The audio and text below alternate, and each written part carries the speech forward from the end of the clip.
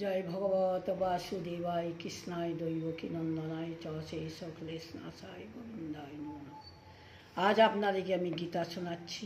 বন্ধুরা সবাই ভালো আছো তো? সবাই ভালো থেকো, সুস্থ থেকো, মনের আনন্দে থেকো। আজ আপনাদেরকে আমি শোনাচ্ছি, ভাগবতকে রচনা করেছিলেন ব্যাসদেব। ব্যাসদেব কার ছেলে ছিল? ব্যাসদেব কে ছিল? শ্রী ব্যাসদেবকে ভগবানের অবতার বলে মানা হয়। ব্যাসদেব হল স্বয়ং নারায়ণ। ইনি দ্বীপে জন্মেছিলেন, তাই তার নাম হয় দ্বৈপায়ন। দেহ শ্যামবর্ণ, তাই একে কৃষ্ণ দ্বৈপায়ন বলা হতো। এবং বেদ বিভাগ করায় লোকে বেদ বেশ বলতো। ইনি মহামণি পরাশরের পুত্র। মাতা সত্যবতী। ইনি জন্ম নিয়ে তপস্যা করতে বন গমন করেন।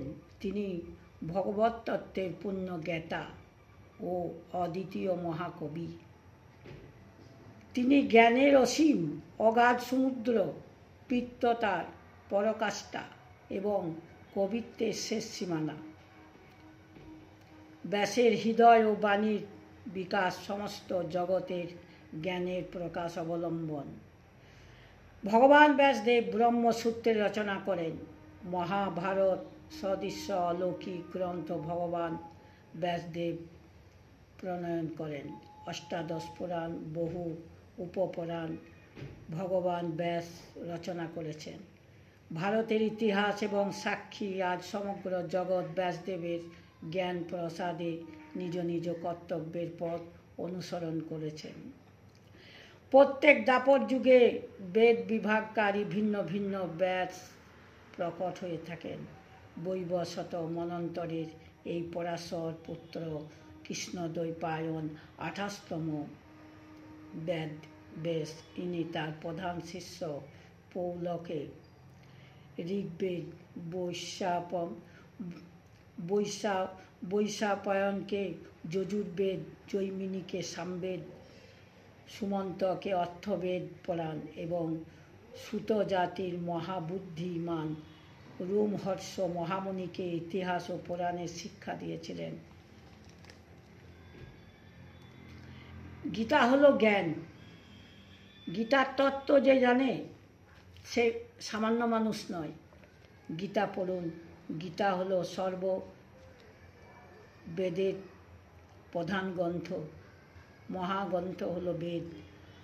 এখানে নারদ বলছেন ইনি সাধ্য দেবের সমস্ত কল্যাণের ঈশ্বর। তাহলে ব্যাসদেব কে ছিল?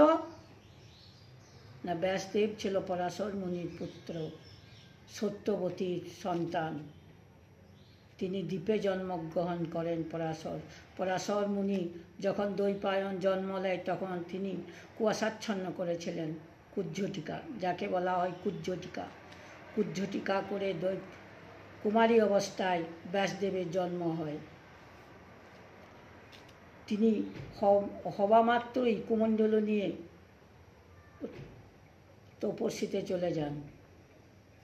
ইনি তার মাতাকে বলেছিলেন, যখন আমাকে স্মরণ করবেন তখন আমি আসব।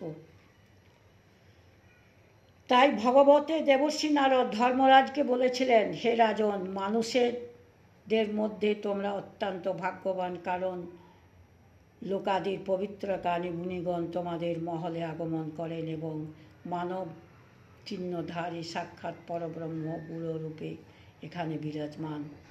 আহা মহাত্মা, যে কৈবল্য নির্বাণ সুখ অনুসন্ধান করেন শ্রীকৃষ্ণ সেই পরম ব্রহ্ম। ইনি তোমাদের পরম শহীদ, মামার ছেলে, পূজ্য পথ প্রদর্শক এবং গুরু। তাহলে বলো, তোমাদের মতো ভাগ্যবান আর কে আছে? কৃতেন যদ্ধাং যাতে বিষ্ণুতি তাই যজতে মঘে দা পরে পরিচর্যনং কৌলহির হরিকীর্তন। কলিযুগে যারা জন্মগ্রহণ করেছেন ধন্য, কলির যুগ ধন্য।